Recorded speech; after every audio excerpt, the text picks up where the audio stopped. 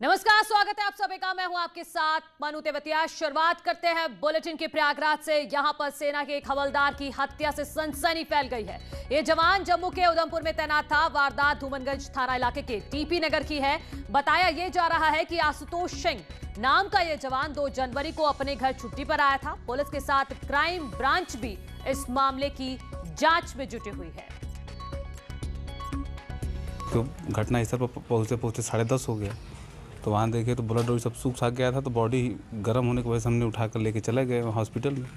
और यहाँ नारायण स्वरूप के आसपास नारायण स्वरूप में गए तो उन्होंने कहा कि ये सीरियस केस हमारे नहीं है, ऑक्सीजन ला करके आप चले जाइए कहीं और। तो हमने अपना मिलिट्री में भैया हैं तो मिलिट्री हॉस्पिटल दिखाया। तो वहाँ पर बताया कि 40 मिनट पहले इनकी मृत्यु 30-40 मिनट पहले इनकी मृत्यु हो चुकी थी। कि शाम को 8:30 बजे अपने निजी कार से जो उनका बेटा मृतक आशुतोष सिंह घर से निकला था और साथ में एक लड़की जो पास की ही रहने वाली है उनके साथ गई थी।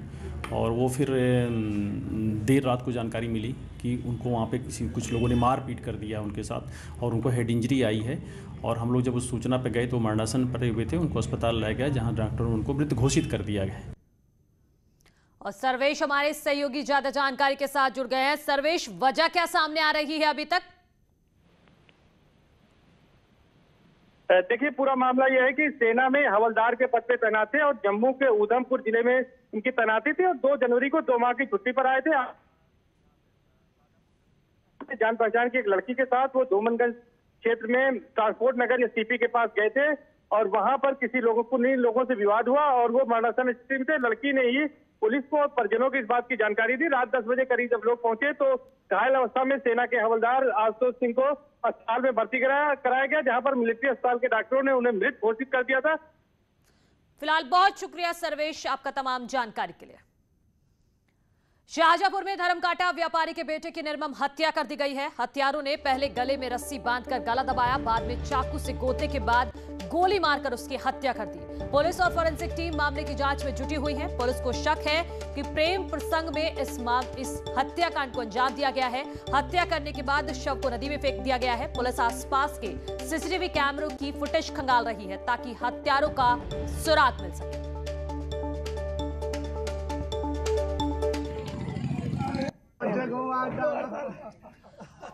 और दीप हमारे सहयोगी ज्यादा जानकारी के साथ जुड़ गए हैं। दीप, बताइए अभी तक का क्या अपडेट है, क्या कोई लीड मिली है?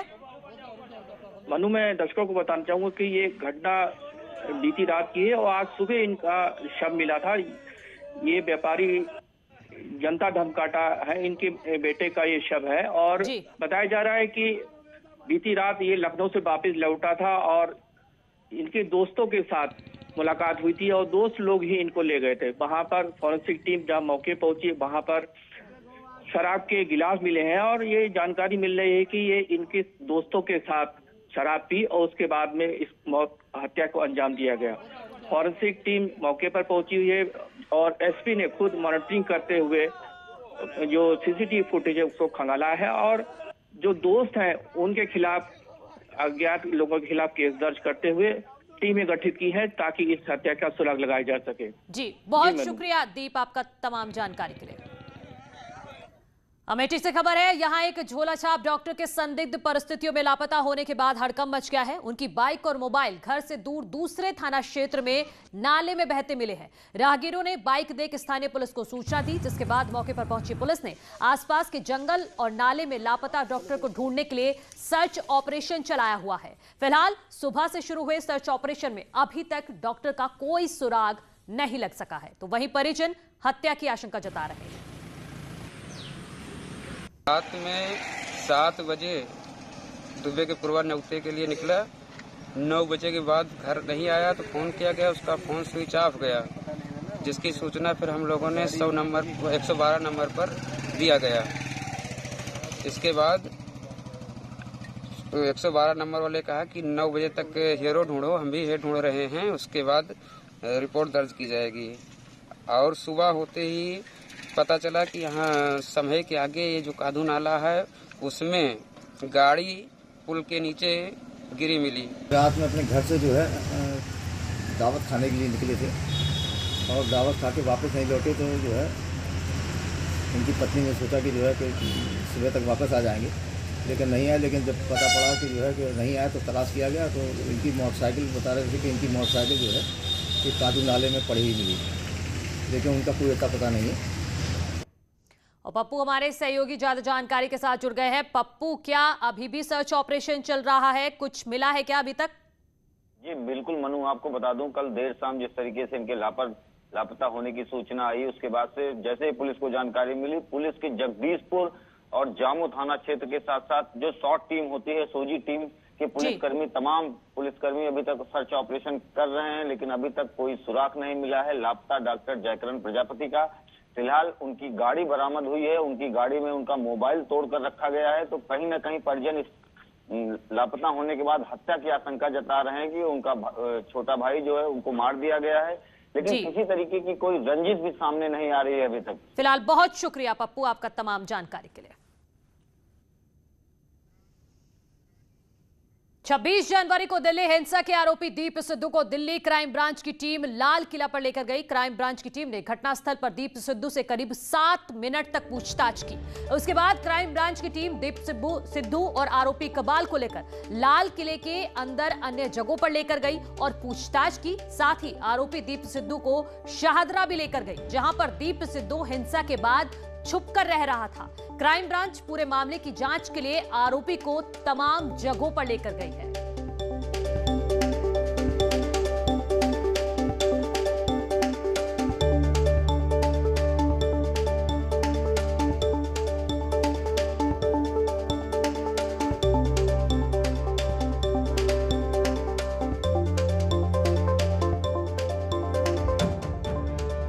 तो 26 जनवरी के हिंसा की जांच में जुटी हुई है क्राइम ब्रांच की टीम और साथ ही साथ दिल्ली पुलिस। आरोपी जो है दीप सिद्धू, उसको तमाम उन जगहों पर ले जाया गया है, लाल किले के अंदर ले जाया गया जहां पर उस दिन 26 जनवरी के दिन झंडा फहराया गया। और आरोप दीप सिद्धू पर यह है कि वहां पर लोगों को उकसाने का काम दीप सिद्धू ने किया है। इसके अलावा शाहदरा भी लेकर गई दीप सिद्धू को पुलिस, क्योंकि ये खबर आ रही है कि शाहदरा में काफी दिनों तक 26 जनवरी के बाद से फरार चल रहा था दीप सिद्धू। 15 दिन बाद क्राइम ब्रांच के हाथ लगा, तो ये खबर आ रही है कि शाहदरा में उस दौरान दीप सिद्धू छिपा हुआ था। तो ये भी जानकारी जुटाने की कोशिश कर रही है क्राइम ब्रांच की, शाहदरा में कहां पर छिपा हुआ था दीप सिद्धू और इन 15 दिनों में जब वो फरार था उस दौरान दीप सिद्धू की किस किस ने मदद की।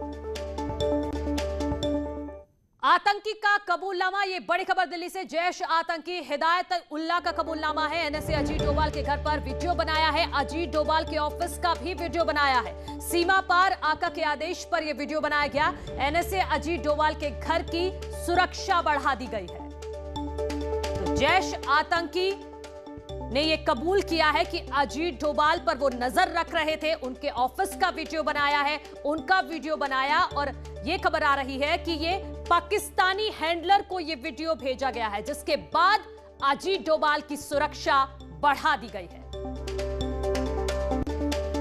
गौतम बुद्ध नगर से बड़ी खबर है। यहां सेक्टर 15A में नाले के किनारे एक नवजात बच्चा मिला है। राहगीरों ने पुलिस को इसकी सूचना दी, जिसके बाद मौके पर पहुंची पुलिस ने कंबल में लिपटे 1 दिन के नवजात को अस्पताल में भर्ती कराया है।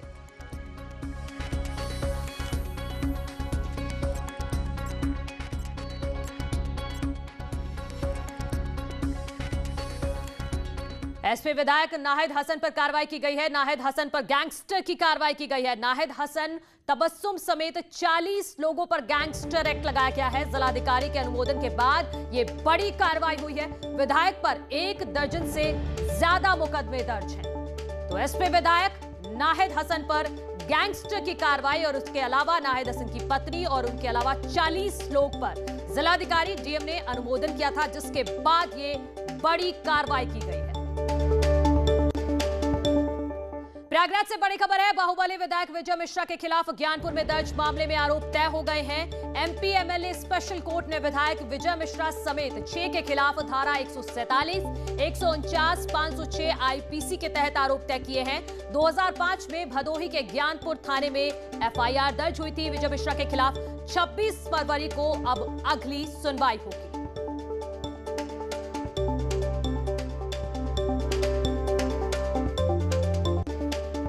रामपुर से बड़ी खबर है। फरहत जमाली को पुलिस ने गिरफ्तार किया है। एनआरसी के विरोध में बवाल मामले में कार्रवाई की गई है। गंज थाने और कोतवाली में मुकदमे दर्ज है। पुलिस इस पूरे मामले में पूछताछ करेगी। फरहत जमाली को पुलिस ने गिरफ्तार कर लिया है। तो रामपुर से बड़ी खबर है, फरहत जमाली को यहां पर गिरफ्तार किया गया है। एनआरसी के विरोध में बवाल मामले में ये गिरफ्तारी की गई है।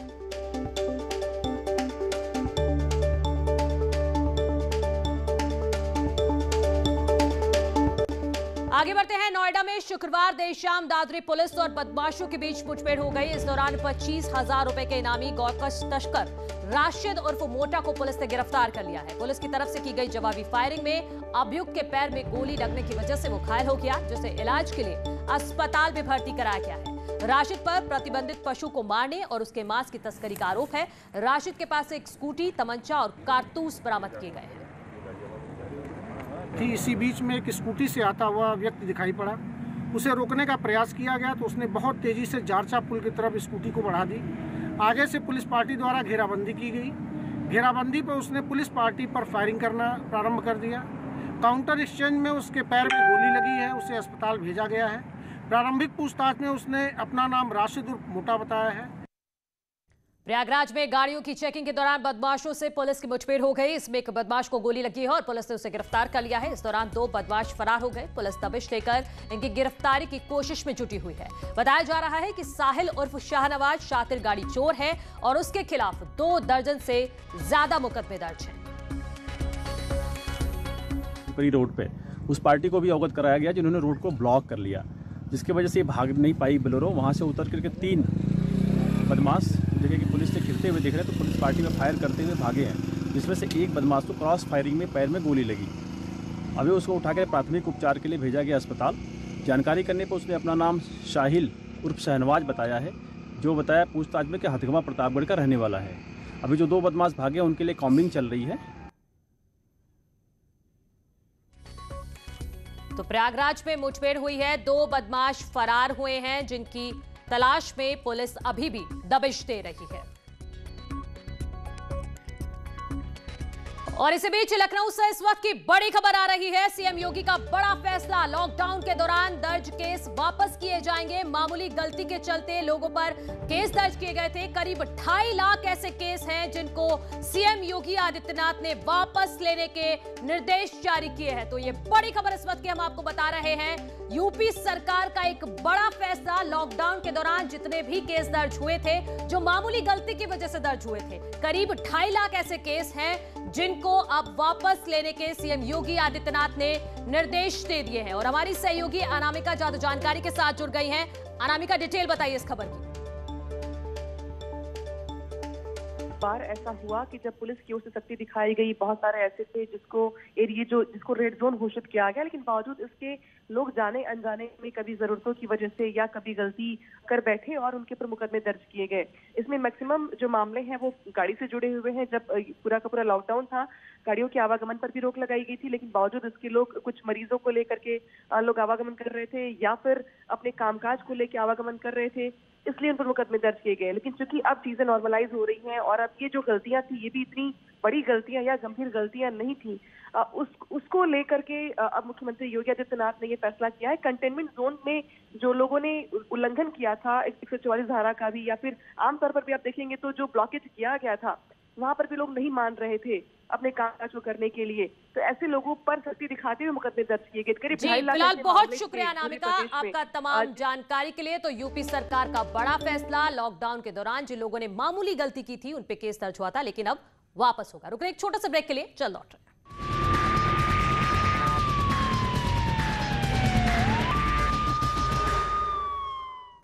मुजफ्फरनगर से खबर है, यहां सड़क हादसा हुआ है। बेकाबू कार ने कई वाहनों को टक्कर मार दी है। स्कूटी सवार दंपत्ति को भी टक्कर मारी है। हादसे में बच्चे समेत कई लोग घायल हो गए हैं। सीसीटीवी में कैद हुआ है यह हादसा जो हम आपको दिखा रहे हैं। नगर कोतवाली इलाके के बालाजी चौक की एक घटना है। मुजफ्फरनगर से ये सड़क हादसे की तस्वीर सीसीटीवी कैमरे में कैद हुआ है। यह हादसा आप देखिए किस तरह से वो गाड़ी आती है और यहाँ पर स्कूटी पर 2 लोग खड़े हैं, उनके साथ एक बच्चा भी है। आप देखिए टक्कर लगती है और बच्चा भी गिर जाता है। अब वो महिला जो है वो वहीं खड़ी रह जाती है और स्कूटी सवार को ये गाड़ी जो है रौंदते हुए चली जाती है।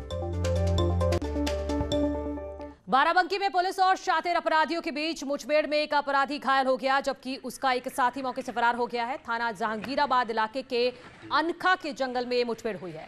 इस दौरान एक पुलिसकर्मी भी घायल हो गया है। अपराधी मेराज गौकशी लूट के आधा दर्जन से ज्यादा आपराधिक मामले में वांटेड चल रहा है। कई थानों की पुलिस फरार अपराधी की तलाश में कॉम्बिंग कर रही है। अभियान के दौरान थाना जहांगीराबाद में 2 अपराधियों के आने की सूचना मिली। इसमें घेराबंदी की गई उनकी, और इसमें जब हमारी पुलिस पार्टी ने घेराबंदी की तो उन पे फायरिंग हुआ, जिसमें हमारा एक कांस्टेबल घायल हुआ। इसी काउंटर फायरिंग में एक अपराधी भी घायल हुआ और दोनों को हॉस्पिटल भेजा गया है। और मौके से मोटरसाइकिल, पिस्टल और कार्टेज मिले हैं। इन सभी को अभी सीलबंद किया जा रहा है। इसका एक साथी मौके से फरार हो गया है, जिसके लिए कॉम्बिंग चल रही है। शामली से खबर है, यहां बदमाशों से मुठभेड़ हुई है। पुलिस और बदमाशों में मुठभेड़ हुई है। मोबाइल स्नैचिंग करते पकड़े गए हैं बदमाशों से 2 मोबाइल और चाकू बरामद किए गए हैं। बदमाशों के पास से कुछ हथियार भी मिले हैं। तो शामली में पुलिस और बदमाशों के बीच मुठभेड़ हुई है। मोबाइल स्नैचिंग करते पकड़े गए हैं कुछ बदमाशों के पास से 2 मोबाइल और चाकू भी बरामद किए गए हैं। कुछ हथियार भी इन लोगों से मिले हैं। प्रभारी महुआ घाट पुलिस और अन्य लोगों ने मिलकर 5 लोगों को गिरफ्तार किया है। इनके पास से कुल करीब 48 किलो गांजा, 1 कार और 1 मोटरसाइकिल बरामद हुई है। इनमें आज उनको गिरफ्तार करके जेल भेजा जा रहा है। टीवी पर पहली बार आ रहा है एक अनोखा शो। नेटवर्क 18 की एक खास पेशकश बायजूस यंग जीनियस। आज शाम 7:30 बजे न्यूज 18 यूपी उत्तराखंड पर मिलिए 3 नंबरों के जादूगर से।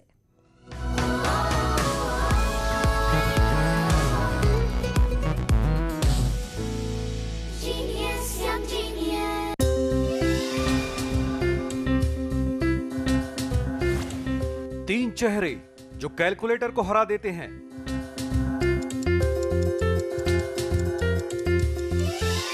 तीन चेहरे जो नंबरों से खेलते हैं, नंबरों में जीते हैं। तीनों जादूगर जब बायजूस यंग जीनियस में एक साथ आए तो मानो दिमाग, याददाश्त, हुनर का तूफान आ गया।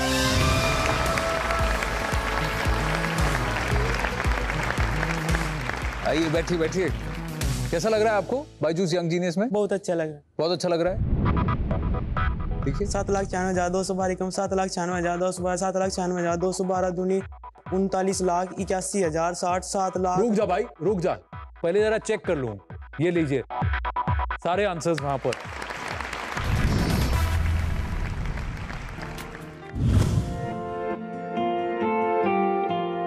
राठी जी का बेटा तो कमाल का है, चलता फिरता कैलकुलेटर है। चिराग मेरे गांव का चिराग है। ये है 15 साल का यंग जीनियस चिराग राठी। यूपी के सहारनपुर के गांव में गरीब परिवार का चिराग अपने शहर का ही नहीं, पूरे प्रदेश और देश का चिराग बन रहा है। उसने बचपन से ही मैथ से दोस्ती कर ली। नतीजा 100 करोड़ तक के पहाड़े उसे याद हैं। 20 करोड़ तक कितने भी नंबरों का जोड़, घटा और मल्टीप्लाई वो कैलकुलेटर से भी तेज करता है। 3 सेकंड में ही किसी भी बड़े से बड़े नंबर का स्क्वायर या स्क्वायर रूट, क्यूब और क्यूब रूट बता देता है। ये सब बिना किसी स्पेशल ट्रेनिंग के सरकारी स्कूल में पढ़ते हुए। माँ बाप के पास पैसे नहीं थे, इसलिए किसी ओलंपियाड में भाग नहीं ले सका। चिराग को आज के दौर की शकुंतला देवी कहा जा रहा है। मैथ का शौक जब मैं 4th क्लास में था तो हमारे टीचर ने हमको 50 तक टेबल्स याद करने के लिए दिए, तो मैंने 100 तक कर लिए। तो उन्होंने कहा अगर तुम 300 तक याद कर लोगे तो तुम्हें मंच पर बुलाया जाएगा। तो फिर मैंने 300 की जगह 500 तक कर लिए।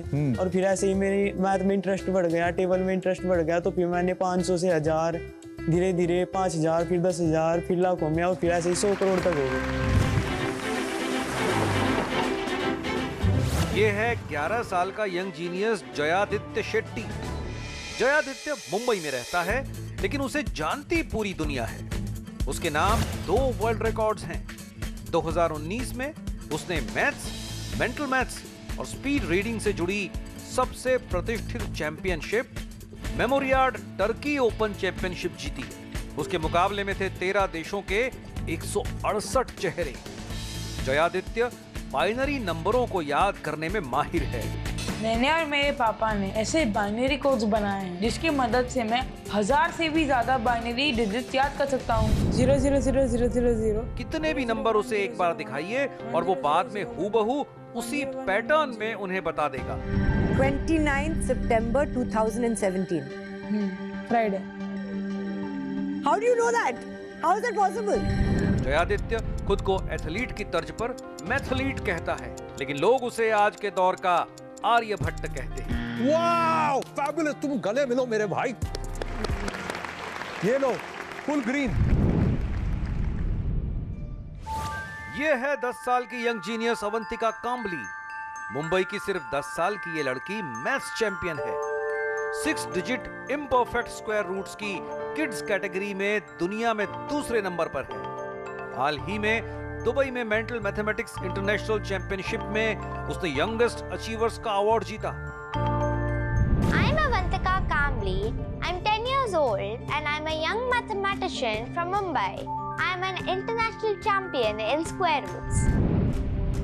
अवंतिका आंखों पर पट्टी बांधकर 20 सेकंड से भी कम वक्त में रूबिक क्यूब की पहेली सुलझा चुकी है।